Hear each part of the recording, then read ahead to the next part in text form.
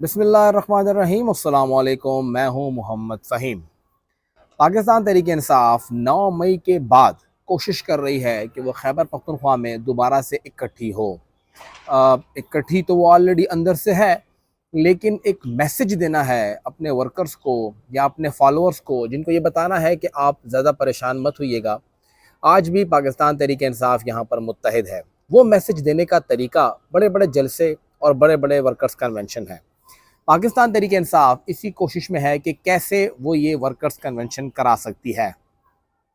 सबसे पहले जो कुछ हुआ स्वीडन में, कुरान मजीद की वहाँ पे बेहुरमती हुई, उसको जलाया गया और पहली मर्तबा पाकिस्तान तहरीक इंसाफ हमें सड़कों पर नज़र आई। वो एक ऐसा दिन था जिस दिन कोई भी लीडर नहीं था, सब वर्कर्स थे और लोग हैरान हो गए थे कि खैबर पख्तूनख्वा में इतनी बड़ी तादाद में आज भी पीटीआई के फॉलोअर्स मौजूद हैं। उसके बाद अगला मरहला उन्हें कहीं नहीं मिला। बहुत कोशिश की लेकिन सबको इकट्ठे होने दिया ही नहीं गया। और फिर हमने देखा कि गज़ा और जो फ़लस्तीन का मामला है,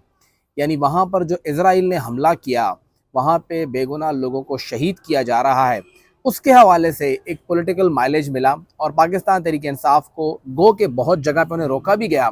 उनके झंडे उतारे गए, मोटरसाइकिल से उनके झंडे उतारे गए, मुख्तलिफ़ जगहों पर उनको झंडा लगाने से रोका गया, लेकिन इसके बावजूद उन्होंने एक अच्छी खासी अपनी स्ट्रेंथ शो की और मुख्तलिफ़ मकामात पर वो लोग निकले।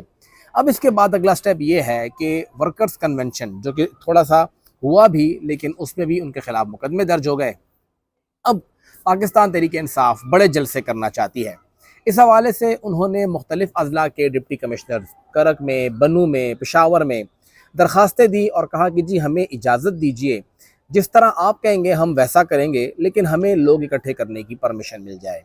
डिप्टी कमिश्नर हजरात के पास इनकार का कोई जवाज़ है नहीं, तो वो खामोश हो गए और उन्होंने ना हाँ की और ना की। अमूमी तौर पे मशरिक़ में तो हमारे यहाँ जो मशरिक़ी लोग हैं, उनकी खामोशी में ही हाँ होती है, लेकिन यहाँ पर वो खामोशी हाँ में कन्वर्ट ना हो सकी। इसलिए वो खामोशी जो थी उसको ना समझा गया और पीटीआई ने अपना 14 अक्टूबर का यहाँ पे जो जलसा था, कन्वेंशन था, वो लेट कर दिया। फिर 20 तारीख को, जब 20 तारीख को जेयूआई का, 19 तारीख को 14 को जेयूआई का प्रोग्राम था, वो हो गया, तो फिर 20 तारीख को हमने देखा कि पीटीआई पार्लियामेंटेरियन यहाँ पर एक जलसा करना चाहती थी। उन्हें परमिशन मिल गई और मेन पीटीआई, असली वाली पीटीआई, उन्होंने भी दरख्वास्त दे दी। उन्होंने ये भी कह दिया कि 20 को ना सही 21 को सही, 21 ना सही 22 सही, ये मकाम नहीं ये मकाम सही, ये मकाम नहीं वो सही, जहां आप कहते हैं वहां पे कर लेंगे, जिस जगह आप कहेंगे वहां करेंगे, जिस मकाम पे आप कहेंगे, जिस वक्त आप कहेंगे, जिस फॉर्म में आप कहेंगे, सब कुछ करेंगे। डिप्टी कमिश्नर साहब वहां पर भी सुदबुद हो गए, बिल्कुल खामोश हो गए कि अब क्या करें,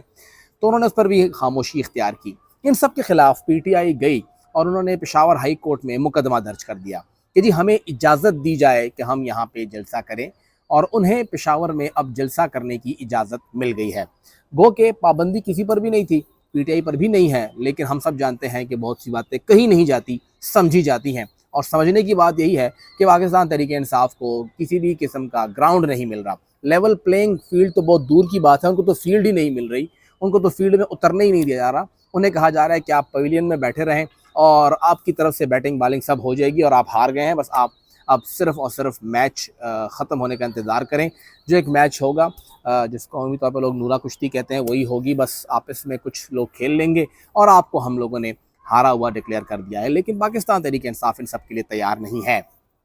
जो पाकिस्तान तहरीक इंसाफ ने दरख्वास्त जमा कराई थी पेशावर हाई कोर्ट में, उसकी जानिब से इजाज़त मिलने के बाद अब पाकिस्तान तहरीक इंसाफ पेशावर में जलसे की तैयारियां कर रही हैं। जहाँ तक हमारी मालूमात हैं वो ये हैं कि इसके बाद भी पाकिस्तान तहरीक इंसाफ को इजाज़त नहीं मिलेगी, क्योंकि प्रोसेस वही है जो उन्होंने अपनाया हुआ है। हाई कोर्ट ने सिर्फ ये किया है कि आप एक मरतबा फिर कर लीजिए और अगर अब की बार भी आपको परमिशन ना मिले तो हमारे पास आइए। और उसी बात को फॉलो करते हुए पाकिस्तान तहरीक इंसाफ एन मुमकिन है कि अब आपको मिड ऑफ नवंबर के आसपास कहीं पे डेट नज़र आए जहाँ पे वो अब जलसा करने जा रहे हैं। पेशावर में मुख्तलिफ मकामात हैं, लेकिन जो मेन आइडियल मकाम है वो वही जगह है जहाँ पे मौलाना साहब ने जलसा किया, जहाँ पर इमरान खान साहब ने वापस आके जलसा किया जब उनकी हुकूमत ख़त्म हुई, और यहीं से एक नई मुहिम शुरू हो सकती है। तो ऐन मुमकिन है कि हमें यहाँ पर एक बड़ा पीटीआई का जलसा होता हुआ नज़र आए, लेकिन उसके लिए भी अभी बहुत से इम्तिहान गुजारने बाकी हैं। सबसे पहले तो दरख्वास्त डिप्टी कमिश्नर को दी जाएगी, ڈپٹی کمشنر نے ایز یوزول خاموش ہی رہنا ہے، کیونکہ انکار کی گنجائش ان کے پاس ہے نہیں۔ جب وہ خاموش رہیں گے تو پھر ہائی کورٹ میں جا کے رٹ ہوگی، ہائی کورٹ میں اس رٹ کے اوپر سماعت ہوگی، وہ کیس لگے گا، اور پھر کہیں جا کے آپ کو اجازت ملے گی، اور ہائی کورٹ یہ یقینی بنائے گی کہ ہاں جی آپ جائیں اور اپنا جلسہ کریں۔ تو ہمیں کہیں تقریباً مڈ آف نومبر یا نومبر کا آخری اشرہ، یہ پہلی بار ہوگا، لیکن دوبارہ ایسے نہیں ہوگا،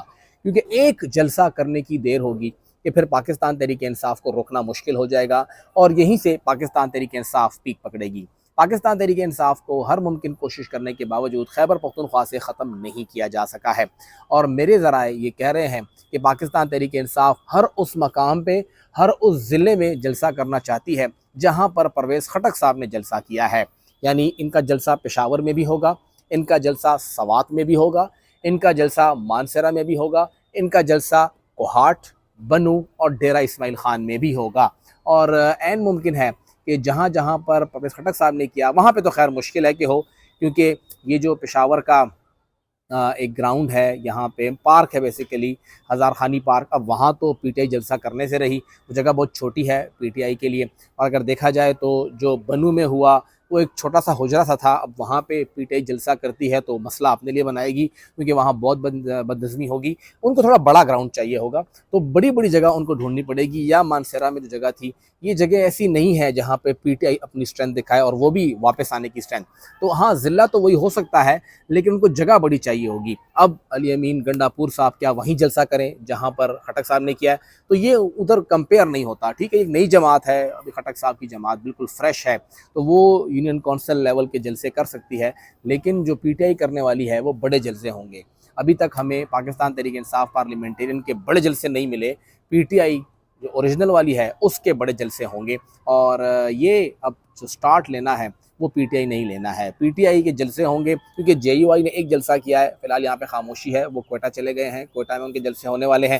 لیکن خیبر پختونخوا سے متعلق جے یو آئی کا بھی ایک پورا پلان ہے، وہ بھی سامنے آنے والا ہے۔ ان دونوں جماعتوں کی قربتیں بہت سے لوگوں کو کھٹک رہی ہیں، بہت سے لوگ نہیں چاہتے کہ دونوں جماعتیں اکٹھی ہوں اور یہ دور ہی رہیں، لیکن ان دونوں کا اکٹھا ہونا ایک بہت بڑا پیغام ہے، اور ان لوگوں کے لیے پیغام ہے جو کہ عوامی ووٹ کی طاقت کو نہیں سمجھتے، عوامی ووٹ کی طاقت کو باہر رکھنا چاہتے ہیں۔ مولانا صاحب آلریڈی کہہ چکے ہیں کہ اگر ہمیں ان ایوانوں سے باہر رکھنے کی کوشش کی گئی، ہمیں پارلیمان سے باہر رکھنے کی کوشش کی گئی، تو اس پارلیمان کے اندر بیٹھے ہوئے لوگ پھر پارلیمان سے باہر نکل نہیں پائیں گے، ہم وہیں پہ باہر بیٹھ جائیں گے۔ تو جو سٹریٹ پاور مولانا صاحب کے پاس ہے، جو سٹریٹ پاور پی ٹی آئی کے پاس ہے، جو ووٹ کی پاور ان دونوں جماعتوں کے پاس ہے، تو ان دونوں جماعتوں سے پنگا لینا شاید کسی کو زیب نہ دے، اور ان دونوں کو باہر کرنا نہ تو خیبر پختونخوا کے حق میں ہے، نہ ہی خیبر پختونخوا کے عوام کے حق میں ہے، نہ ہی پاکستان کی جمہوریت کے حق میں ہے، اور نہ ہی ان لوگوں کے حق میں ہے جو کہ ان کی جگہ پر آ کے بیٹھنے کی کوشش کریں گے، کیونکہ ان کے لیے بھی